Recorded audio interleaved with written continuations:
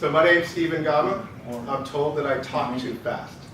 So I'm going to try and talk slow, but I'm really excited to talk today about the field that I've worked in for a long time, risk management. So I'm going to try and contain my excitement, but if I get a little out of hand, just let me know, okay? So yes, we're going to talk about farm workers, industrial medicine, and workers' compensation, and risk management. So our objectives today is explore risk management and workers' compensation in the context of farm workers, immigrant farm workers. This county is developed and made by the work of farm labor. And so our conversation is going to cover the start of the workers' compensation system, and we'll finish with using a little anecdotal evidence about the good of the program. And good government policy makes good social benefits and benefits for business too. Okay? So who am I? Well, I'm Steven Gama. I have immigrant farm labor in my DNA. My mom and aunt, they worked in the fields when they were young. They lived in La Colonia, across the tracks back in Oxnard. My good friend CB here, his family lived on a ranch, and his father was in charge of managing the ranch. So me, myself, I'm a little bit complicated. I have I'm an associate in risk management, and I got that from the Insurance Institute of America, and I also have a BA in business administration from California Lutheran University. I've worked in the insurance industry for a very long time. I've been a claim adjuster, I've been a risk management person. I've also been a hearing representative for workers' compensation cases and a director of risk management and safety. So I was born Stephen Andrew Chaveras.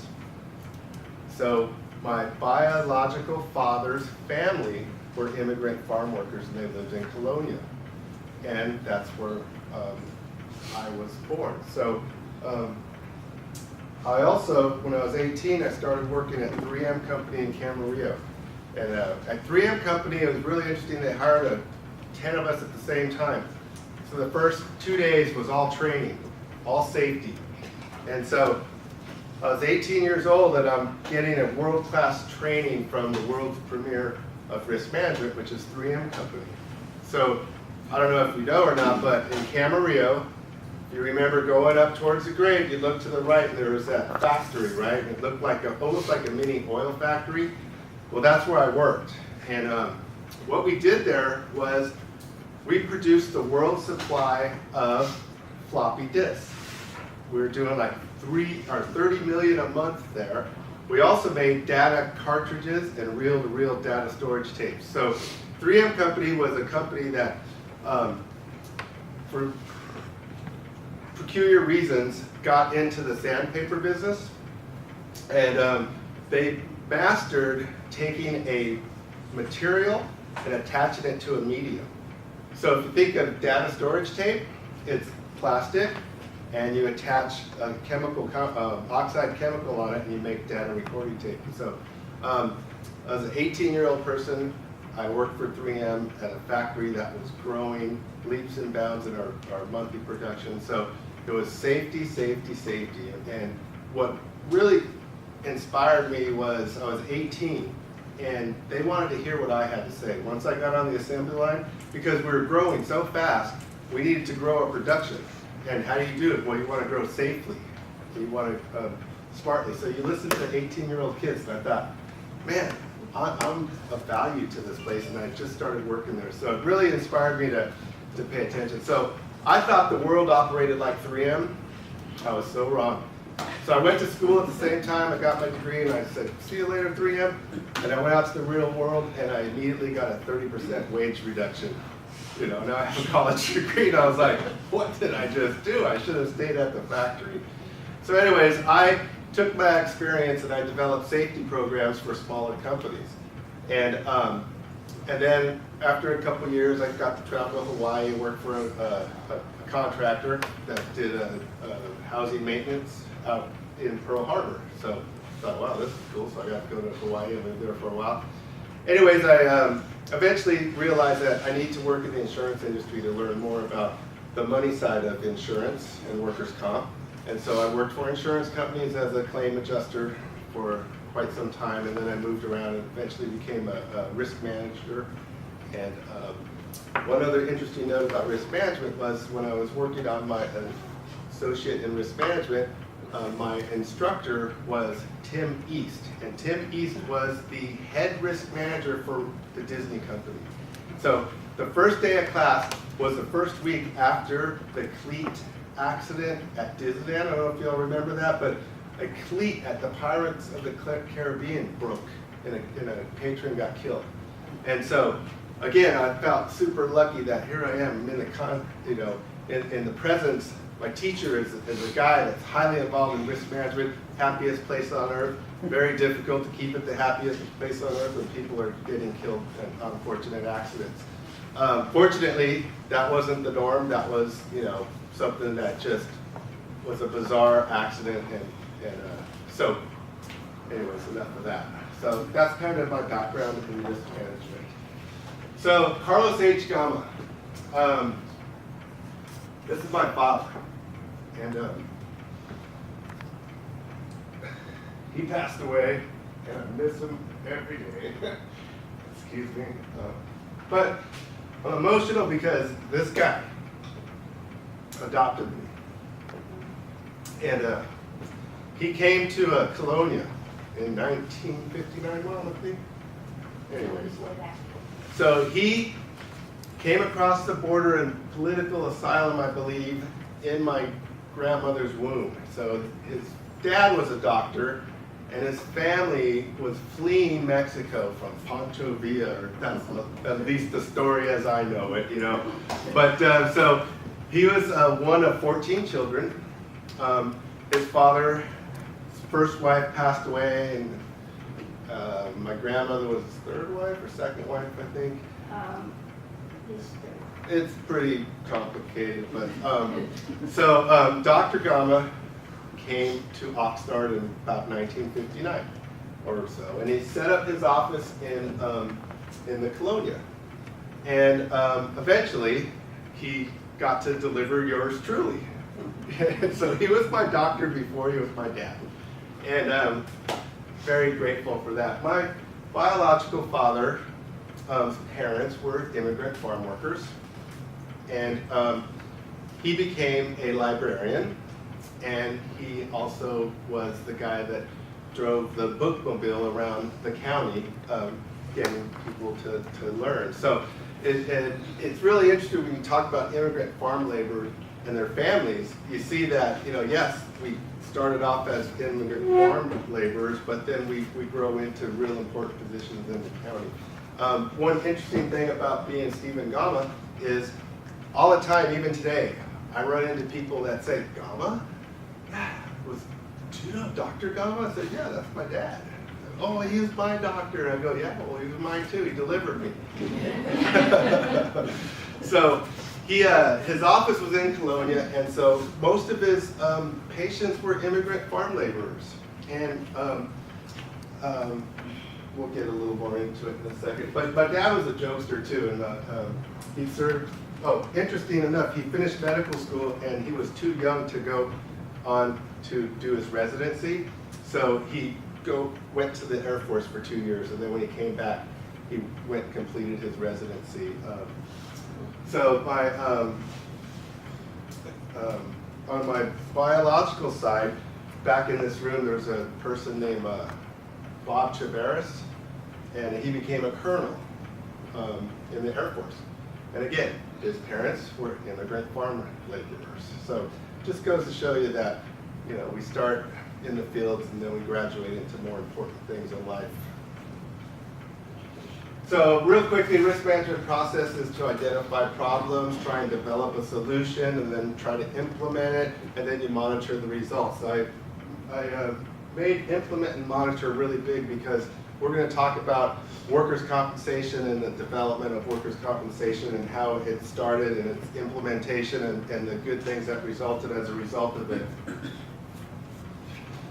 So risk control is the side of risk management where you figure out how to control the risk, okay? And I made transfer and contract really big because for the purposes of this conversation, you'll see that we are going to explore risk transfer on a grand scale, okay?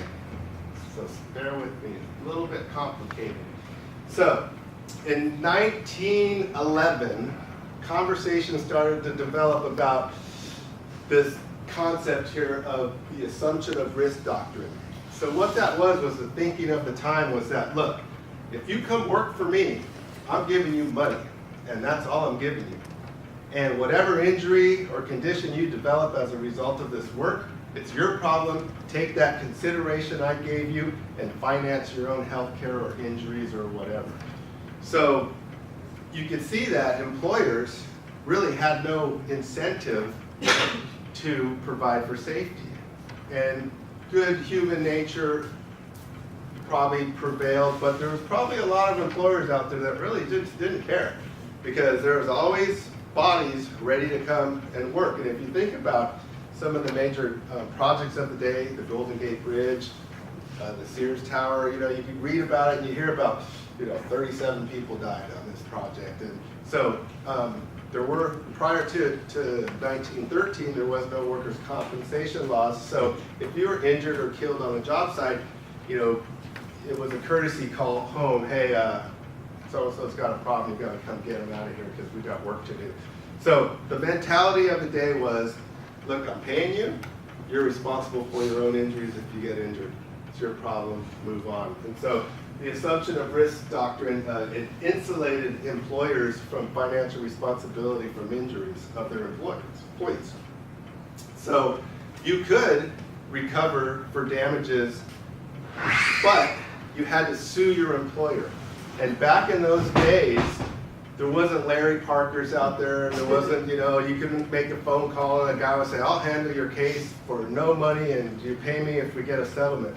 Back then, you actually had to put up some significant money and you had to pay the guy, the attorney, by the hour to prosecute your case against the employer. So you can see the employee had no protections whatsoever. So that mentality was very, very strong. And so in and around 1911, the state of California started talking about a workers' compensation system. Well, there was just big public outcry. No way, this is going to ruin us. We're all going to go bankrupt. There's no way we can survive. You're crazy. And so the state initially came out with a voluntary program, and nobody participated. And so initially they had a volunteer workers' compensation program.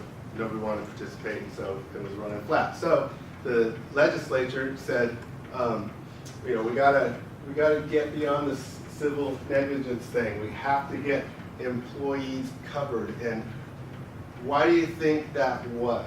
Does anyone have a guess? I know you do. You know the answer. The answer is social costs. Okay? So all these people were developing injuries in the fields, in the workplace, and that, and they're responsible for it, but they didn't have the money or the means to finance their health care. Okay? So what ends up happening? People end up in the emergency room. Who ends up paying for it? The taxpayers. So the social burden was growing and growing and growing, and the employers are saying, hey, look, remember the mentality was, I'm giving you consideration, you're responsible for it, don't bother me. So they tried the voluntary system and it didn't work. So in 1913, they came out with the Hueneme Act. That was the Workers' Compensation Insurance and Safety Act. So what this did was it made it mandatory that you had to have workers' compensation insurance. So at the time, the big insurance and lobbyists of the time were saying, this will never work. Nobody's gonna participate. Nobody's gonna want to offer the insurance. And they're right. The lobby was so strong, nobody wanted to offer the insurance. So what the state had to do was create its own insurance company. And so they created the State Compensation Insurance Fund. And they created it with a first like an endowment, like here's, I think it was $2 million. Okay, so you couldn't pass a law that required people to have insurance, workers' comp insurance, if there was no mechanism to obtain the insurance. So then they said, okay, so we ought to create the state compensation insurance fund. They set it up, they launched it, and boom, now everybody had to have insurance. So what it also did is it created safety regulations and enforcement. So over time, employers would either choose to be safe or they would pay higher insurance premiums due to their rate of injuries on the job. So initially, it was very difficult to take hold because the time hadn't set in, okay? So, and plus the major part of the initial workers' compensation was the medical side of it. So if you ever get injured on the job and it's a significant injury, you have lifetime medical treatment for that ailment, condition, or problem which is deemed to be work-related. So that was a very, very significant change from the mentality of you're on your own. So you have this system now in place.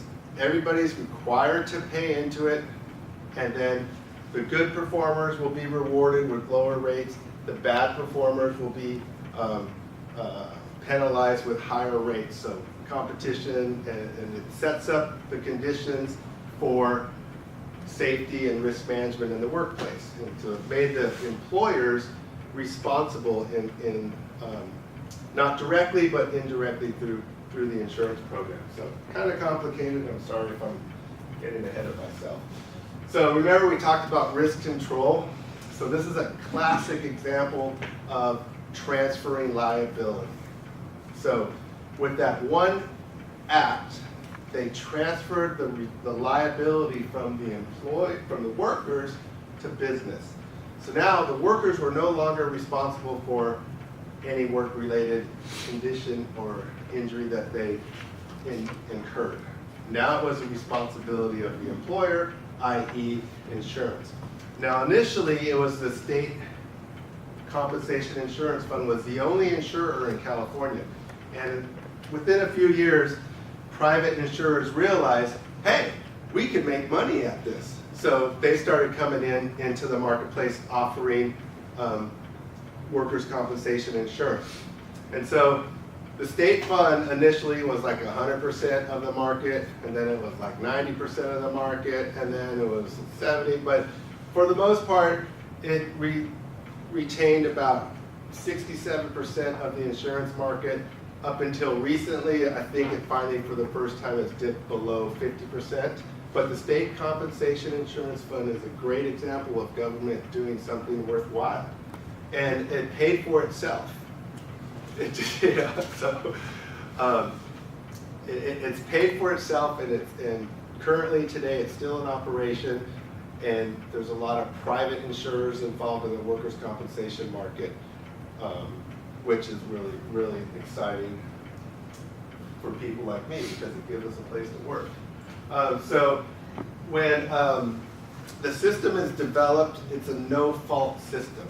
So what does that mean? That means regardless of the cause of your injury on the job, it's covered. Even if it was your own stupidity, it's covered. Now at the time, there was a real strong lobby against it, and so they came up with what was called 5 affirmative defenses for the employer. So yes, it's a no-fault system, but there are these affirmative defenses. So initial aggressor, if I'm at work and I get in a fight and I'm the initial aggressor, I'm not going to be covered for my injuries. Okay, but the guy that gets his butt kicked, he's covered. Okay, so intoxication, pretty self-explanatory, right? Well, not really. Initially, if you had alcohol in you, regardless of your injury, it wasn't going to be covered. More recently, because of case law and a lot of time has passed by, it has to be the primary cause of your injury. Whereas before, if you had alcohol on you and you were injured, you're on your own. but time has changed, you know, it's been over 100 years now. So, but it's just interesting to know that the law changes with time. Initially, psychiatric injuries wasn't even a thought in the initial workers' compensation program. Well, it is now, and it's an area that got abused, and so they had to rein it in, and there's been a lot of changes over the years. So it's very, what do you say, it's always changing because of the times. Dynamic, yes. So self-inflicted wound. So if you injure yourself because you self-inflict, you're not covered. Horseplay, and it's funny because I don't even know where that term come from. It's an old term, right? So it's very, it's horseplay or skylarking if you look back in history. But basically, if you're screwing around and injure yourself, you're not covered. And then the last one, off-duty recreational activities. Kind of common sense, right? Makes sense, but oftentimes people do try to say, you know, they get injured doing recreational stuff and then try to make it a work-related thing. So anyways, this whole system has blossomed into this big, complicated program. So, in or about 1972, the Gama family, one Saturday, my dad said, we have to go help my patients. And I'm like, okay, what are we doing?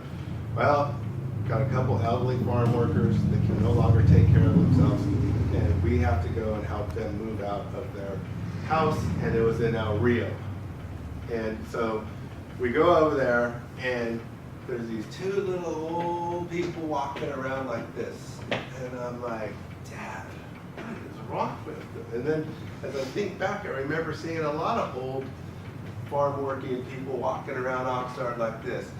And so, you know, Dad, what is this? Well, these poor people have been working in the fields for their whole life, and this is what their back condition is, and they can't stand straight up. And so it was a real eye-opening experience. They had no family to take care of them. And so we're over there helping them pack up, and their little dog and the refrigerator barely works, and you know, it smelled like mentholatum, you know, because their back pain was so bad, and it was just an eye-opening experience. So I started talking to my dad, and we played football and stuff, and there was farming families, and some of my dad's clients were farmers, and you know, he's taking care of the workers, and they're complaining about their insurance costs and this and that. And my dad introduced me to the short-handled hoe, and he was telling me the reason why these people can't stand straight up is because they worked in the fields with this short-handled hoe for all these years, and if you are bent over for most of your life and your discs start degenerating, your spine will fuse together and you'll be permanently bent over and you can't stand straight up, okay? So, and I said, well, why would they do that? Well, some of the farmers, believe it or not, would say, well, those long-handled hoes are too expensive. Or there's, you know, there's all kinds of excuses. And when I was preparing for this, it took me forever to find this photo. And I thought, wow, you know, there would be all kinds of photos of the short-handled hoe. But what I kind of discovered in my limited research for this was that in the South, they used long-handled hoes way back then. So why in California do we have these short-handled hoes? So I don't know the answer, but I'm thinking maybe it had to do with the fact that you needed to have eye coordination, and you really need this, because a lot of it was to separate the plants out, because remember back then you would plant with seeds, and then you would have to separate it out so that each plant could grow independent. Maybe that's it, I don't know, but if you take a look at this, if this was your job, primarily through your whole working life, there's no way you'd be able to stand up, right? I mean, so now back to the workers' compensation piece of this. So you have these employers now who are now responsible for the health care of their employees. And they're complaining that the long-handled hoe is too expensive. Well, then, you know, these workers' comp laws were implemented, and now time is coming on. So now the farmers are saying, man, that insurance cost is just getting out of hand. It's getting out of hand. What can we do about it? And I hear my dad saying, get rid of the short-handled hoe. Get rid of it. It's killing you. So that's how the system works. It's like we had to make employers feel the pain of the problem. And so when you're financially responsible for it, now you're looking for a way out of it, and safety regulations, suddenly the short-handled hoe didn't have the appeal that it used to have. Just want to give you some information about workers' compensation and medical treatment, just to let you know how big it is. Like in 2005, the $3.8 billion in California paid for medical treatment, and then let's go to 2015. Total workers' comp benefits paid at like $12 billion. So you can see it's a huge, huge industry, and this is just California alone. Okay, so it's a really, really big industry, and managing those medical costs is very important for employers these days. And if you're not going to remain in business very long if you're not concerned about the safety of your employees. So again, social benefits are being engineered, and it's working out for the betterment of society. And then what have we seen? I like to drive around here and around the fields and like keep my eyes open. And have you noticed that? Maybe you haven't, but I have. I see farm workers before they start sometimes stretching out and doing exercises together. I see chairs out there now, and I see shade canopies now, and I also see porta potties out there. Yeah. That was a big deal. Yeah, and so talked to my mom and my aunt. When they were working in the summertime, there was no bathrooms out there. My mom always said, "Did you wash that tomato? Did you wash that tomato?" And I'm like, "I need to wash the tomato. I got it from Ralph's." She said, "Oh no, you need to wash that tomato." Well, you understand the mentality, right? I mean, back there, you're lucky to have a job, and you need to go to the restroom, go out there. But so you can see that, sometimes government provides good solutions and good things come. And so I'm trying to demonstrate that, yes, there's a role for government in this world, and we need to work together to make it good. So, back to El Cortito. El Cortito. So, you have employers complaining about their insurance costs, and then you have others coming around saying, well, you need to protect the employee better, and pesticides and this and that. So anyways, in 1975, the short-handled hoe was banned as an unsafe tool. And you can see it took a lot of political capital to finally make the environment such that nobody's going to stand up and defend that practice, that tool. And so in these photos, look at the difference between the long-handled hoe and the short-handled hoe on a person's back. I mean, it's just incredible. You can just imagine if you were that person that had to use that short-handled hoe for 20, 30 years of your working life, no wonder that you wouldn't be able to stand straight up. So in 1975, the crippling hoe was made an unsafe tool, and it was banned. There's a lot of other examples like that in the area of risk management, but the ban of El Cortito, to me, is a great example of common sense, right? But sometimes common sense isn't going to get it done unless there's a little bit of financial pain attached to it, And so this is the world we live in, and we want people to do the right thing, and most times they do, and sometimes they don't.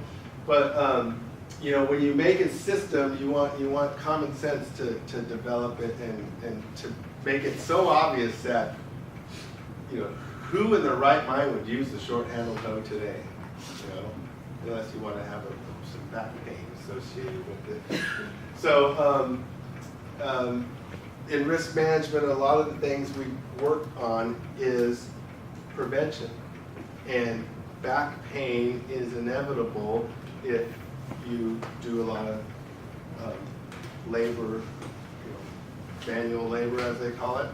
So you can do training exercises, you can eliminate difficult tools like that, and you can get therapy, and you can do exercises, and you want to educate your workforce, and all these things are a part of a workers' compensation system now to help manage back pain.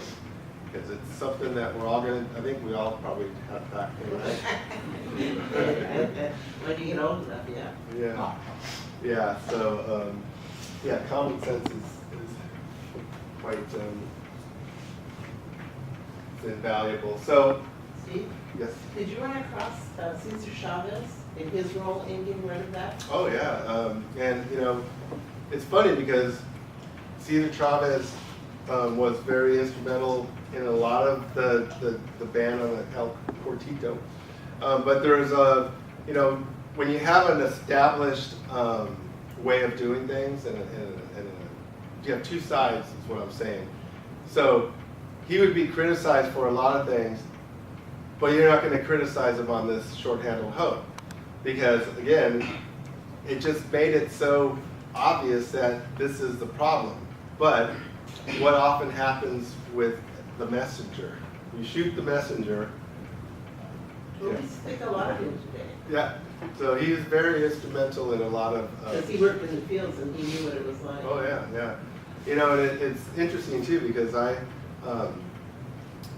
I grew up, we moved to Camarillo, and I went to a school called Mesa Union, and it's in the middle of fields and orchards. And a lot of my neighbors were farmers, and a lot of my schoolmates were the children of immigrant farm laborers who lived on my friends' ranches. So at Mesa Union, we all come together and go to school together. The farmers and their employees, the children of their employees. And it was quite an amazing thing. And back at that time too, it was really interesting. We'd be playing on the field, and this insecticide spraying machine would be going down the middle of the orchard, and we're playing softball and soccer, and we're just seeing this thing come right up to the fence line when I'm, you know, in 5th grade, just blowing insects. So we're all like, oh, you know, what's that all about? And so it's really interesting. And then also some of my schoolmates. Remember earlier I said I'd run into people all the time and say, Gama? And, oh, is your dad a doctor? Yeah, that's my dad. Oh, he's my family. Well, there was a family called the Miranda family. They had 14 children. I think my dad delivered the first 4 children. And so immigrant parents, farm laborers, managing a ranch, and they had 14 children. Every one of them went to Stanford. And they're all either doctors, lawyers, or engineers. You know, The key is? Education. Yeah. So, you know, one of the interesting things of my life is going to Mesa Union and Rio Mesa. And I tell this to kids around here all the time, is that, you know, the difference between Hueneme High School and Rio Mesa is that the poorest kids are going to school with the richest kids. And they realize that there's no difference between us. And I could be that person over there on the hill, you know. And sometimes over here, the kids, they don't get exposed to the good side of life. They're just, you know, and they never get to see that, hey, I could be like that. And I know so many stories of immigrant families' child who have become super successful. Ibarra Farms over here. So many families that started out with nothing. My family, you know, my biological family. Colonel Chaveras, you know, he became a colonel. His family was in the Colonia, working in the fields just like my mom and my aunt, you know. And interesting enough is that my dad is kind of the outlier because, you know, he used to joke like, these hands are for saving lives. He detested manual labor. He wanted nothing to do with yard work. He had no interest in it. And of course, his family, his dad was a doctor in Mexico, and they come over here, and so yeah, kind of a different lifestyle. But for me, it's really interesting to explore the dynamics between what my mom grew up with and what I grew up with, and what her parents had to deal with. And my grandpa, for example, my first job, selling produce at the swap-in meet with my good friend Carlos Magianas, Carlos's son back there. And who did we do this with? My grandpa. And what was my grandpa? He became a citizen, how? By joining the army and fighting in World War II. And then he planted probably thousands of lemon trees in this county, digging holes one at a time and get the burlap sack, plant the lemon tree, and move on. And he eventually started driving a truck for Oxnard Produce. And then every Sunday we'd go to the drive-in and we would sell produce, And eventually he opened La Mexicana Market on A Street right across from Otani's. And guess what? He's been dead for 20 years and that market lives on, And he started with nothing, absolutely nothing. So this area is so rich with the combination of immigrant farm laborer and then the developing right to prosper and education and do well for yourself and your family. It's just a joy to know so many success stories out there, like the Miranda family. Elva went to school with me, and she's a doctor now. She's taking care of immigrant farm families as well. And so in conclusion, I just want you to leave here today realizing that the workers' compensation system and implementation of was a very, very positive step for California. And now all the states have now long been with their own workers' compensation system. And the idea is to make it economically reasonable for employers to care about safety and the health and welfare of their employees. You should care about your employees early on without it, but sometimes you need a little extra push. So going back to like my initial days at 3M, what I remember, the one thing that they really emphasized the first day on the job there, they said, look, if you're going to be late, don't come to work.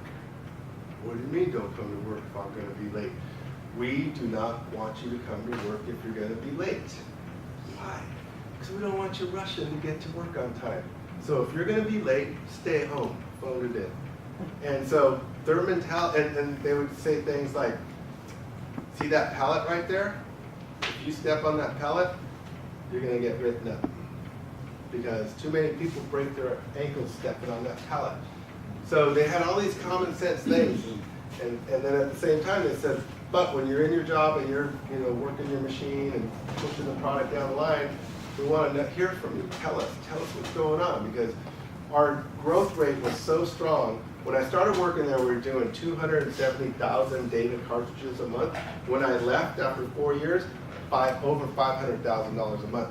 And we grew through automation. We didn't have twice as many people working there. We had the same amount of people working there, but we innovated. And the way you innovate is you listen to your employees, so you create a workplace that values employees and values their input, values their health. And when you do that, then you could grow. You could grow positively and without injuring people or making big mistakes. So I was like super lucky to have that experience early on. It kind of set me in a path down towards risk management. So for that, I was truly grateful to have crashed a car and totaled it, and thus was a reason for me to get a job, because I had to pay my dad back because he had to pay for the car that I crashed. That's the story. That's the story, yeah. it gets even a little more interesting because it was Superior Court Judge Robert Shaw's daughter's car. Okay. Yeah. So anyway, one risk management tidbit I'd like to leave you with is the number one cause of teenage death is sober auto accidents. So the reason being is your brain is not fully neurologically developed until you reach age 25. 25, yeah. What happens when you hit the age of 25? Does anyone know? Stop thinking. Your insurance rates go down. Okay, so insurance people are very sophisticated. So yes, so number one cause of teenagers, sober auto accidents, and the reason is because your brain is not fully neurologically developed until age 25. So as a teenager, this isn't I'm not taking a swipe at you, this is just the facts. The facts is when you're a teen and you're driving a car, your ability to multitask, concentrate, pay attention isn't fully there yet. So that's why insurance companies make it punitive to put you on the insurance policy when you're below the age of 25. So, any questions, comments? Anybody?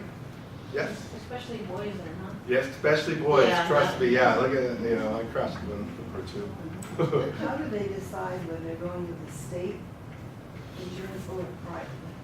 So the question is, how do you decide if you're gonna go with the state or private company? So the state insurance compensation insurance fund is the insurer of last resort. So companies, window washing company is a great example.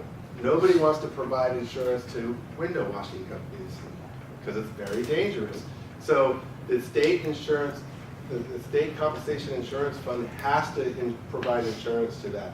So the sophisticated companies want to make money, so they shy away from providing insurance to hazardous occupations, although some of them do. But what they look at is, they would, if you were let's just say a roofer, that's another good example. Who wants to insure a roofer? Well, good luck on that, right? But if you come to an insurance company and you say, hey, look, I've been in the roofing business 25 years, here's my insurance, my claims history, and you can see that we haven't had an injury in 5 years, and the one injury that we did have was a freak accident, and so it encourages employers to develop their history and show that they're safe and that they have a really good program in place to prevent injuries and illnesses. Now, if you can't get coverage in the open insurance market, then the state compensation insurance fund has to take you. So it's what they call either assigned risk or the insurer of last resort. So, because remember, when they were anticipating this law, you needed to have insurance available. Otherwise, what's the point of passing a law if you can't get the insurance? It wouldn't make sense. So initially, state comp was the only game in town, but it developed where other companies can make money and provide coverage to good risk. Any other questions? I'm really upset about this short handle program. Yeah, a lot of people are. And have been for a long, long time. And I grew up when we were boycotting grapes, and we were boycotting all this stuff, but this was a real big thing for a lot of people of my age. And I think it was attitude. I think it was the farmer's attitude, and it was not a good one. It was not considering their workers as people. I tend to agree, and I'll tell you why. Look at me. I'm a very brown person. And when we moved to Camarillo, this very brown person was on a bus with some very white farmer children, and they would forget that I was a very brown person, and sometimes I hear, well, we'll just have our Mexicans do it. Oh, we'll just have our Mexicans do it. And, it's kind of like, well, the Mexicans will take care of it. Oh, so, and then when I do the research, I'm like, where's all these? I figured everybody had a short-handled hoe, right? No. In the South, mainly African American with workers. cotton, which is right down the Yeah, ground. they're working with the long-handled hoe. So maybe it was the cost. Maybe it was the cost. Please. I don't, I don't know, but it does it. It just, it's, No, it's a replacement cost, but the cost of the hose isn't that much different. that was the excuse. I know that was one of the excuses. Was, well, Yeah. those are too expensive. But yeah, You it's, have to replace all the short-handled hose yeah, once. yeah. It's very interesting to study. But I thought for sure there was going to be all kinds of pictures of the guys, right there. Like, and I was even looking. I wanted to get a picture of a couple elderly folks that I saw like this, and I couldn't find any of those pictures. But I remember when I was a young kid. I remember a couple things about downtown Oxnard. I remember the big bales of ice going overhead. Do you remember that? And it would go into a shredder, and it would shred the ice into the boxcar, because they would load it with broccoli or whatever. But I remember seeing that, and I was like, and I remember seeing the old farm laborers hobbling around the city of Oxnard, like this, with the cowboy hats on and stuff. And those things are long gone now, but very interesting to take a look back. Well, I'm glad that your father was part of the instrument to change this. Yeah, I remember he would have these debates like, you guys gotta pay attention to what you're doing. If you're tired of your insurance rates going up, then you better send me less people, because if you're getting injured, you're gonna pay for it. And so either you get tired of paying for it and injuring people because it hurts your bottom line, or you're gonna do the right thing. And so, The pesticides has got to be a big issue too. oh yeah, the pesticides is a huge issue. And again, in my lifetime, like I said, I was out there in the middle of the field getting just about, I felt like they were spraying me at times, and A lot of schoolyards were being sprayed because they did it with planes, and then it would. so just to give you a really good example of how much things have changed. So I was the director of risk management for the Oxnard Union High School District for quite some time, nearly 20 years. And Rio Mesa is in the middle of strawberry fields. And so when I was a young kid, there was no agreements, no working together.